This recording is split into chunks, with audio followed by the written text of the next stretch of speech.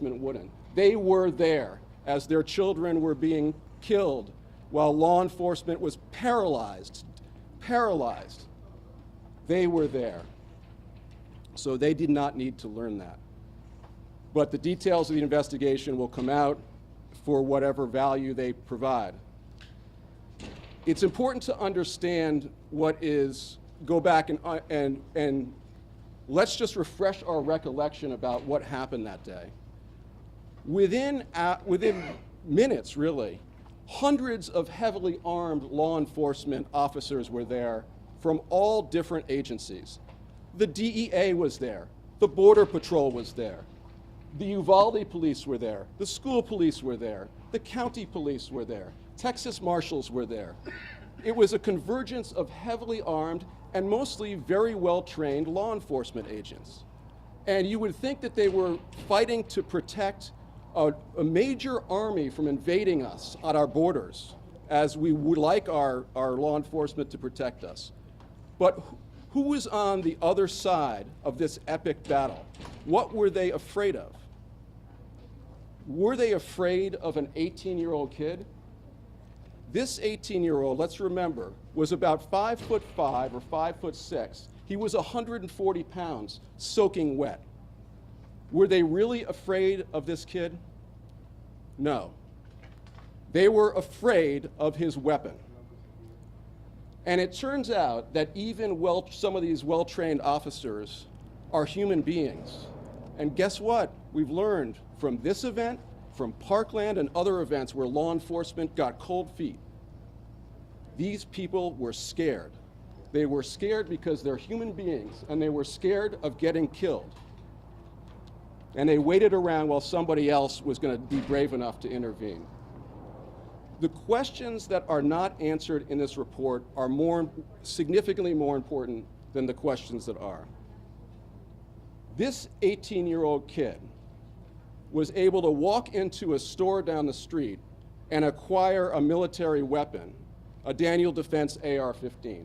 And within about a week, he acquired another one. The day he turned 18, he had made his decision long in advance. In fact, he had ordered 60 30-round magazines, and they were delivered to his home. How did that happen? Where's the government investigation on how this kid got this firepower? The other thing that happened is he ordered over 1,700 rounds of ammunition from an online ammo dealer. How could that happen? How could that happen? Where's the investigation into that? How did this 18-year-old kid even know enough to know how to equip himself in this way? What happened? What are the means by which gun companies are marketing these weapons to our children? How are they reaching them? Where's the role of marketing and the gun companies in this report? There's no fault or investigation whatsoever. The truth is you can respond to an active shooting, but let's not delude ourselves. You might be able to save a few lives, but we can't accept that that's the best we can do. Over 12 years ago, or about 12 years ago, almost 12 years ago, after the Sandy Hook shooting, shattered families went to the United States Senate and they begged, they pleaded, they said to our elected officials, it's too late for us. Our children were just killed by a kid, a troubled kid under 21 who used an AR-15 to kill our children. They said, help us. You can't help us, but you can help us by helping others. You can help us by help. And Congress turned their back on the Sandy Hook families. And Congress turned their back on the Sandy Hook families. And because of that, and by the way, the Sandy Hook families weren't the only families to plead, to beg, to say, let's protect our children. There were other families. Every mass shooting that occurs, almost, there are families pleading with the government to do something. Parkland families said the same thing. They said, okay, how about now? How about now? Let's limit the access to these weapons to children, to kids 18, 19, 20 years old. And Congress thumbed their nose at the Parkland families. And Merrick, the Attorney General, is here. He's done nobody can fault the Attorney General for his commitment to this or his concern for these families. It's very moving, and his entire office, and I applaud them in this effort. But the Attorney General wouldn't be here. None of his team would be here. I wouldn't be standing here. Most importantly, these wonderful families wouldn't be here, standing here pleading, talking about what happened that day. You wouldn't be here. But if Congress had just listened, if the Senate just listened to the Sandy Hook families, if they had just listened to Parkland, you know who would be here?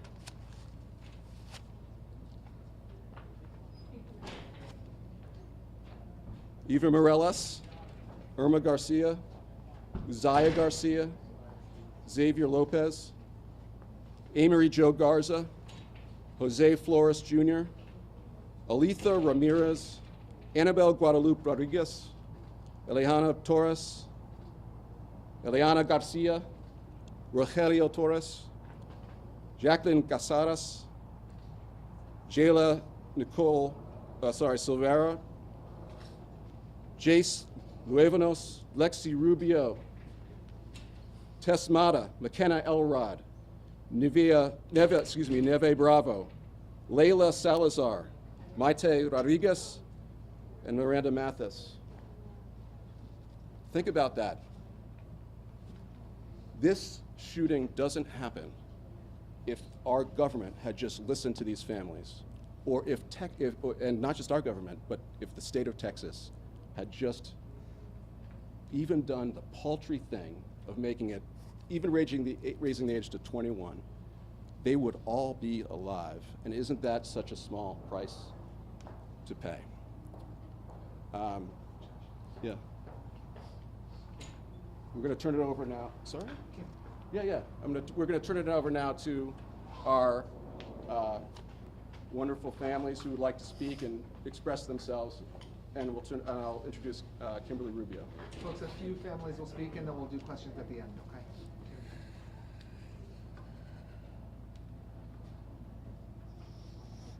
Reading this report this morning, I read that Pete directed officers intending to gain entry into the classroom to stop, that no leader effectively questioned the decision and lack of urgency of UCIS DPD Chief Arredondo and UPD Acting Chief Mariano Pargas toward entering classrooms 111 and 112, and that leadership can arise regardless of rank and title. I hope that the failures end today and that local officials do what wasn't done that day, do right by the victims and survivors of Robb Elementary, terminations, criminal prosecutions. And our state and federal government enact sensible gun laws, because Robb Elementary began the day an 18-year-old was allowed to purchase an AR-15.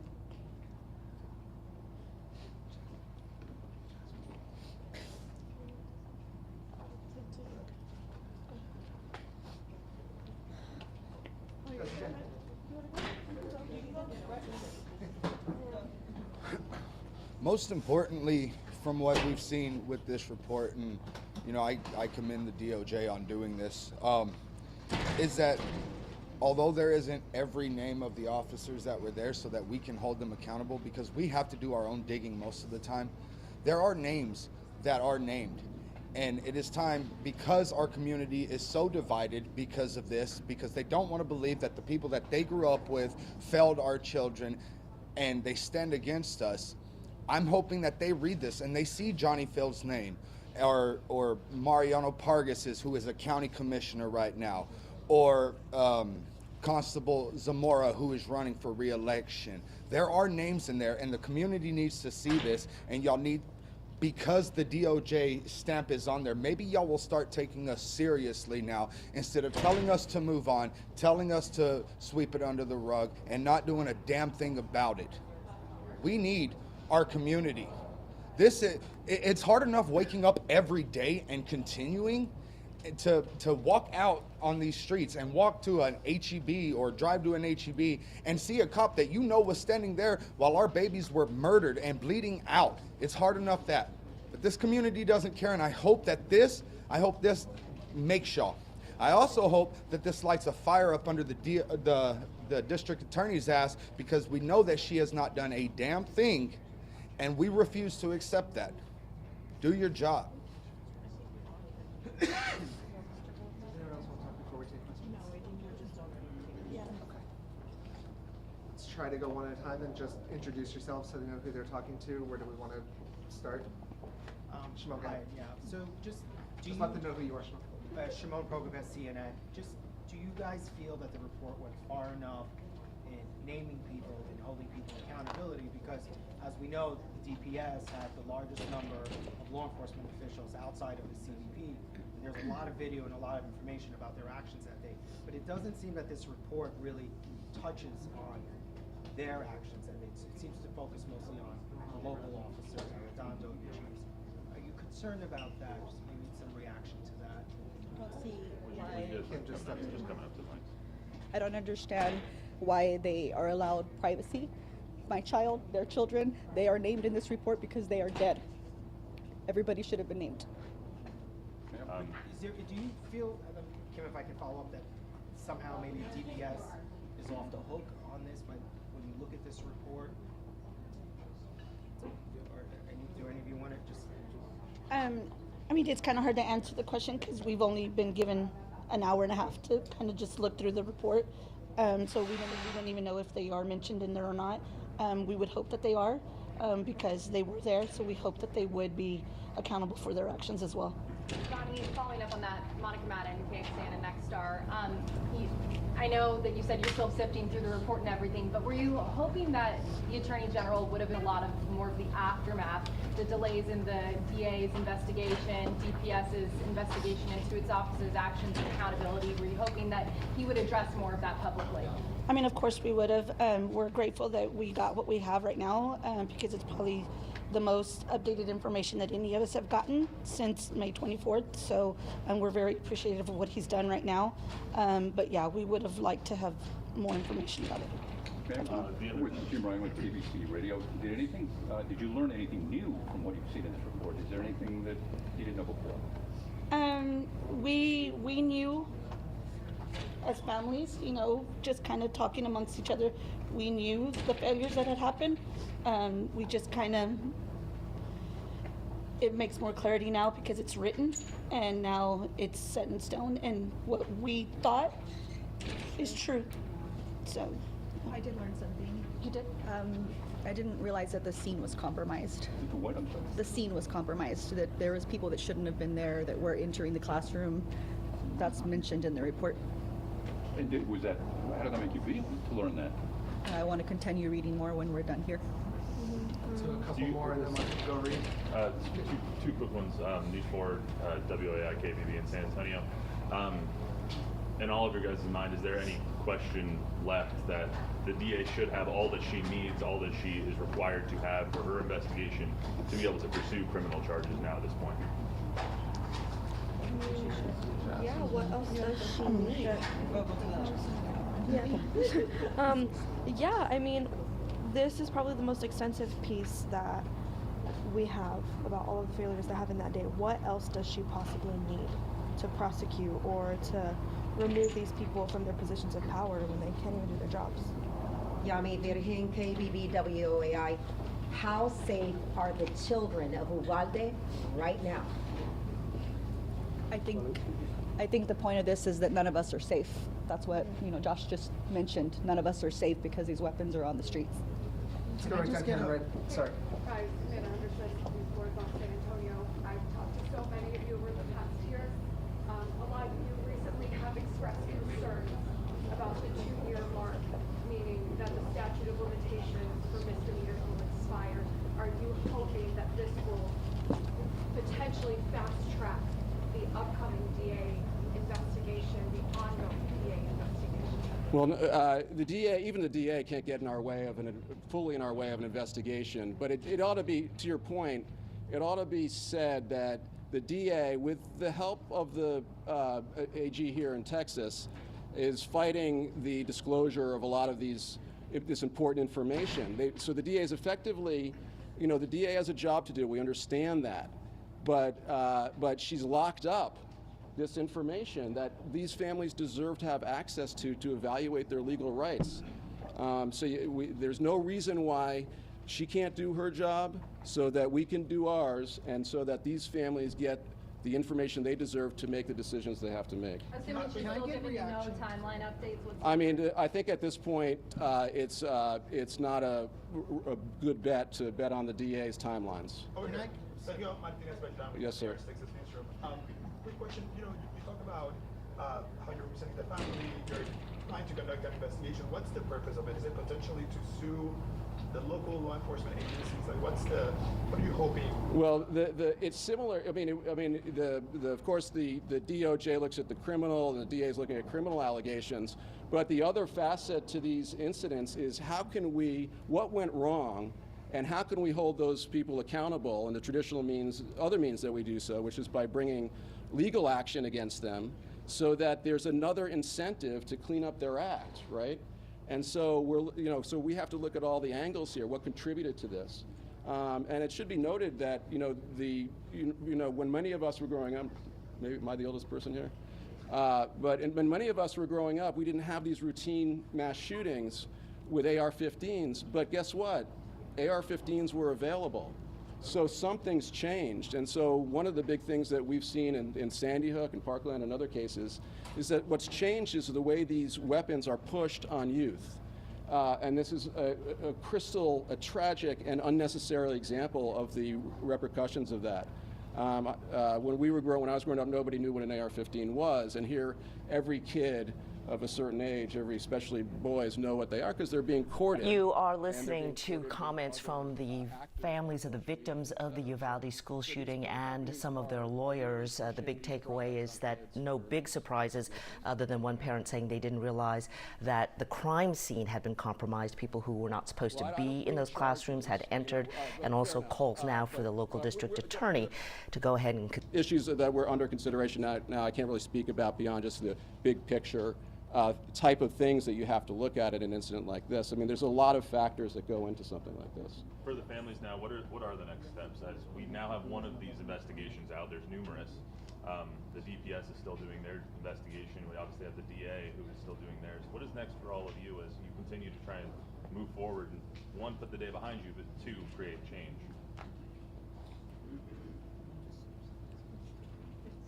I think we're going to continue fighting. We're going to continue fighting that some type of change is made in honor of our kids. We have nothing left but to fight for them. We are their voices now, so we're going to continue. Can I just get a reaction from someone, the Attorney General, having him stand there, a very significant moment when he says that lives, had officers follow protocol and procedure, the lives could have potentially been saved. How was that? How was that for you to hear him say that? I mean, how do you want us to react to that? Because so many people have not wanted to say that here, from the law enforcement officials. It was pretty hard. Respectful for telling us, but it was pretty hard, to hear that. When he sits there and says that, lives could have been saved. I just get a little closer to the mic. I just couldn't believe it. For these officers to sit there and just not do anything, and still be out here, on the streets like nothing happened, and my daughter's gone. It was hard. It was hard. I think we're going to leave it there, folks, and let the families go read a little bit. Excuse me. Thanks, everybody. I got something to say. I'm the grandfather of Layla Salazar. And this mass shooting here, why is it that our officers got rewarded instead of being punished, and got raises instead of getting demotions? That's what I don't understand. The DPS major there that's sitting behind Abbott got a $40,000 raise. The Texas Ranger that had been suspended a year ago, fired, he's still getting paid over $100,000. Why are we paying these officers and then you want us to trust them with our families when they're getting paid to do nothing? We lost 19 children and 2 parents and another husband that died right after.